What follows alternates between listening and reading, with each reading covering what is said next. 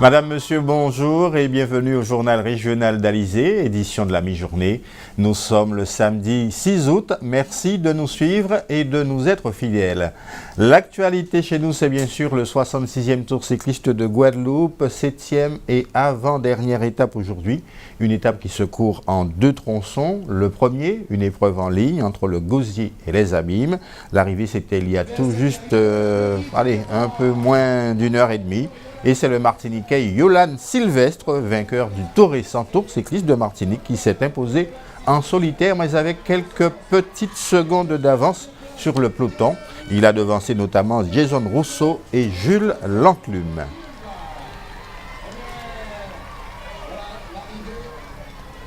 Nous allons tout de suite écouter les réactions du jeune espoir martiniquais, de même que le nouveau leader de ce Tour cycliste de Guadeloupe. C'était vraiment cerise sur gâteau, on va dire, bateau ça. Moi, j'étais vraiment déçu hier. Donc, moi, j'ai essayé de mobiliser comme un. Et mon bateau, ça m'a tenu aujourd'hui. Moi, je comprends que j'ai fait trop par un moment. Mais ça a payé, vraiment, vraiment content. Au début, je suis sorti dans un groupe de contre avec Nicolas Thomasson du Proimo. Et au début, on pensait qu'il restait du monde devant. Donc, on a tout donné pour essayer de rentrer. Et au bout d'un moment, on se disait, mais c'est pas possible, on n'arrive pas à rentrer. Et on a demandé, il n'y avait personne devant. Donc on s'est dit merde, on part dans une belle galère à deux. Et bon, on s'est dit qu'on continue à gérer. Après Nicolas Thomasson, il était à fond, il a lâché prise. Donc là je me suis dit c'était vraiment dommage, je pensais que j'allais pas tenir tout seul. Il y avait beaucoup de vent en plus, donc c'était très compliqué. J'ai essayé de tenir jusqu'à la fin et ça a marché. Ouais, l'équipe était vraiment très forte. Donc on a pu réussir à arriver groupé avec les principaux favoris du tour. Donc je conserve le maillot et voilà, donc maintenant place au contre-la-montre, on va dire. Ouais, bien sûr, ça donne des ailes. Je sais qu'en Martinique, j'avais fait un très bon dernier contre-la-montre avec dans la même situation, on va dire, avec le maillot jaune sur les épaules. Et j'avais perdu très peu de temps, donc voilà, j'espère pouvoir rééditer la même performance. Contre-la-montre, il n'y a pas trop à réfléchir, on se donne à fond et après c'est le chrono qui parle. Ce premier tronçon n'entraîne a priori pas de changement notable au classement général après la surprise d'hier qui a vu ce nouveau maillot jaune que vous venez d'entendre, de Bourg-en-Bresse, qui s'est retrouvé leader du Tour après pourtant une étape animée par l'équipe Team Imo et dont la principale victime a été le leader de cette équipe, Fournet-Fayard. Le classement général s'établissait ainsi donc hier soir. Julien Lipone de Bourg Incyclisme arrive en tête. Il devance Thomas Lebas de Bridgestone, l'ancien maillot jaune, d'1 minute et 50 secondes. Troisième, José Chacon-Diaz de la SBM à 2 minutes 01. Quatrième, Rivera Guerrero du VCG à 2,18. Et donc cinquième, Sébastien Fournet-Fayard de Team Pro Imo à 2 minutes et 25 secondes. Cet après-midi, second tronçon, un contre-la-montre individuel, c'est le second contre-la-montre de ce 66e tour. 20 km à l'intérieur des terres abîmiennes, départ devant l'école de Boivin et arrivée devant le stade de Bois-Ripeau après être passé par Besson, Chauvel, Dugazon et Perrin. Le premier coureur s'élancera aux alentours, ou plutôt très exactement, à 15 h. Et puis un mot sur les obsèques, les funérailles de Warren Hérin, le jeune espoir cycliste de l'USL décédé des suites d'un accident tout juste le jour du prologue du Tour. Eh bien, ces funérailles ont eu lieu il y a quelques minutes. Nous reviendrons sur cet événement qui a rassemblé plusieurs milliers de Guadeloupéens tout à l'heure au Lamentin. Un mot du Tour des Yolrondes de la Martinique, avant-dernière étape, là aussi, aujourd'hui, entre Saint-Pierre et Fort-de-France, une étape particulièrement difficile. Et pour l'instant, ce sont les trois leaders de l'épreuve, UFR, Zapetti et Rosette, qui occupent les devants de cette étape. Je rappelle que c'est la Yole UFR du Robert qui est leader du classement général. L'actualité, c'est aussi la sécurité ou l'insécurité plutôt à Pointe-à-Pitre. Après un nouveau braquage il y a 2 jours dans une bijouterie de la rue Frébeau, eh bien la question de la présence policière dans le centre-ville est de nouveau sur la table. Les commerçants notamment réclament des patrouilles. Les explications d'Eddie Elatré.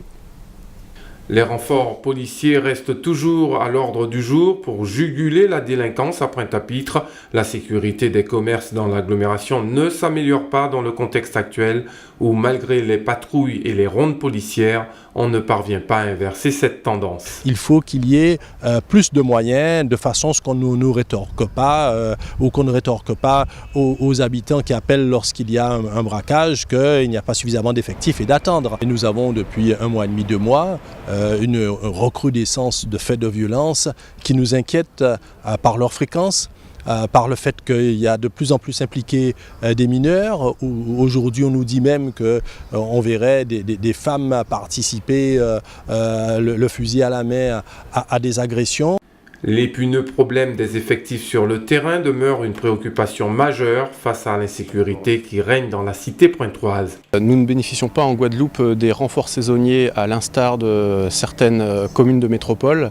Et donc, comme d'habitude, nous faisons avec l'existant en termes humains et matériels. Ça fait maintenant des années qu'on réclame du matériel, des moyens humains et on a une police qui est motivée, on a des fonctionnaires motivés, mais on a du mal à assurer toutes les missions qui nous incombent. Il faut plus de policiers sur le terrain. Également une meilleure coordination entre les services de sécurité, également la police municipale. Toute police confondue, le manque d'effectifs est donc pointé du doigt, un dossier sur lequel il faudrait se pencher sérieusement avant que l'irréparable ne soit commis. Rachid Rafa aurait été retrouvé aujourd'hui en Guyane. Le présumé djihadiste en cavale depuis sa disparition le 27 juillet dernier de l'auberge du Morne-Rouge, où il était assigné à résidence depuis 2 ans, aurait été retrouvé. C'est une information à mettre au conditionnel à Saint-Georges de l'Oyapock. La rumeur déjà le situait depuis plusieurs jours dans ce territoire. On en vient à l'actualité dans notre grande région de la Caraïbe. On parlera notamment de la rénovation du port de Marigot-Bay à Saint-Martin, bien sûr. Et puis cette information insolite, une des îles des Bahamas est à vendre. La collectivité de Saint-Martin vient de lancer un appel d'offres international pour les développeurs qui souhaitent nouer un partenariat d'investissement économique pour un projet de tourisme durable à la marina de Marigot. Le projet comprend l'aménagement d'un terrain de 21 hectares, le dragage d'un chenal de navigation, la création d'installations d'accostage pour accueillir les bateaux de croisière de taille moyenne, des méga-yachts, des ferries inter-îles ou encore la construction de digues. La collectivité de Saint-Martin envisage également la création d'un hôtel de conférences de luxe et d'une station balnéaire, avec des résidences privées et des magasins visant à renforcer le front de mer de Marigot, capitale de la partie française de l'île. Le plan d'aménagement devra introduire des espaces publics, y compris les parcs et espaces de promenade, qui devront garder l'authenticité et le caractère de la ville. La collectivité de Saint-Martin souhaite redynamiser son front de mer et lui donner un nouvel éclat pour attirer une clientèle touristique plus importante. Au Brésil, le début des Jeux Olympiques à Rio ne fait pas oublier la crise politique qui secoue le pays depuis des mois. La commission spéciale de 21 sénateurs vient de se prononcer en faveur de la poursuite de la procédure de destitution contre la présidente Dilma Rousseff. La dirigeante de gauche, suspendue depuis le 12 mai, est accusée de maquillage des comptes publics. Ce n'est qu'une étape non contraignante avant le vote en assemblée plénière du Sénat le 9 août. Ce jour-là, si la majorité simple des 81 sénateurs se prononce pour la poursuite de la procédure d'impeachment, une nouvelle séance sera organisée à la fin août, au cours de laquelle l'avenir de Madame Rousseff sera décidé. Soit elle est destituée et perd donc ses droits politiques pour 8 ans, soit elle retrouve son mandat qui va jusqu'à la fin 2018. Selon des projections, au moins 54 des 81 sénateurs voteront contre Dilma Rousseff pour la destituer après plus de 5 ans au pouvoir. Qui n'a jamais rêvé de posséder sa propre île dans les Caraïbes ? Ce rêve peut devenir réalité puisque le gouvernement des Bahamas a décidé de vendre une île de son archipel qui en compte environ 700.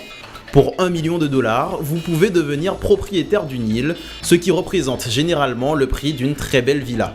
C'est le cabinet immobilier de luxe HG Christie qui fait passer cette petite annonce pour la vente d'une bande de sable d'une centaine de mètres. Les bateaux peuvent s'y ancrer sans risque dans les eaux calmes et protégées toute l'année. Le cadre est idéal pour une agence de voyage qui proposerait des excursions vers une île privée ou pour un moment de détente isolé de Nassau, la capitale des Bahamas. Ou pourquoi ne pas ouvrir votre propre bar de plage et organiser des fêtes toute la nuit sans ne jamais déranger vos voisins. Alors, prêt pour l'aventure Robinson Crusoe ? La célèbre fête des cuisinières se déroule en ce moment même, une fête qui cette année s'inscrit dans le cadre du centenaire de l'association. Cela a commencé par la traditionnelle messe à la cathédrale Saint-Pierre et Saint-Paul de Pointe-à-Pitre qui a été suivie d'une marche dans les rues de la ville. Cécile Allègre a notamment interrogé une cuisinière qui dit tout le sens de l'esprit des cuisinières de Guadeloupe. C'est une association de solidarité, de courage, de volonté et c'est aussi la défense de notre patrimoine vestimentaire et culinaire. J'ai grandi dans les cuisinières, ma mère a été présidente, elle est aujourd'hui malade et je ne peux pas m'empêcher d'être proche d'elle. Pour moi, il faut de la transmission. Et si nous ne continuons pas, nous les plus jeunes, cette association va mourir. Et il est très important de transmettre nos habitudes culinaires et surtout la façon dont on cuisinait avant. On peut évoluer, mais la cuisine traditionnelle est très importante. Petite, j'étais obligée de plier les robes des cuisinières, j'ai été obligée de laver les grands faitous. Voilà, c'est une éducation aussi. Ce sont les vacances et une grande question, que choisir entre le cinnoball et le sorbet? Deux douceurs locales qui se disputent les faveurs des estivants, notamment le week-end. Alors pourquoi est-on amateur de cinnoball plutôt que de sorbet ou inversement? Deux de nos journalistes en herbe ont mené l'enquête, Cécile Allègre et Tessie Césarus.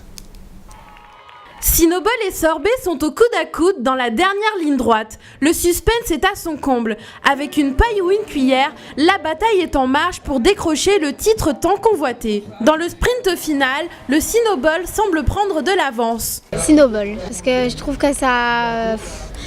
c'est plus rafraîchissant, ça rafraîchit mieux en fait. Mais il fait chaud, on est obligé de prendre un cinnoball. C'est rafraîchissant, c'est parce qu'il fait chaud. Plutôt cinnoball, je trouve qu'il y a différents parfums qui... on va dire que c'est plus sucré quoi, ça donne plus envie quoi que le sorbet. Parce que en fait le sorbet, j'aime juste le coco quoi.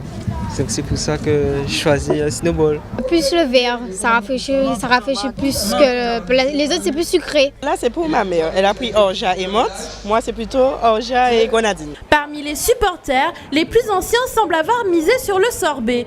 25 minutes de sport intensif pour permettre aux compétiteurs d'atteindre sa vitesse de pointe. Et là c'est le matin, mais l'après-midi c'est le sorbet. Je suis plus sorbet au coco que cinnoball, parce que c'est notre tradition à nous. Le cinnoball c'est de l'eau n'importe qui peut faire ça, mais le sorbet, c'est pas tous les jours qu'on fait du sorbet au coco. Pour un sorbet de qualité, il vous faudra un entraînement intensif, un équipement adapté, beaucoup de patience et surtout une musculature à toute épreuve. Donc le sorbet coco, moi je le fais avec du coco pays, la noix de coco. Donc j'enlève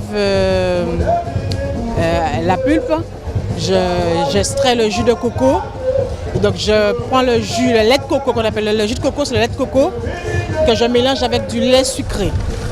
Et je mets des épices dedans, cannelle, muscade, citron. Je mets à l'intérieur de la sorbetière et je remets la couvercle et autour je mets du sel et de la glace qui permet à la glace de durcir. Moi je fais passion, je fais goyave.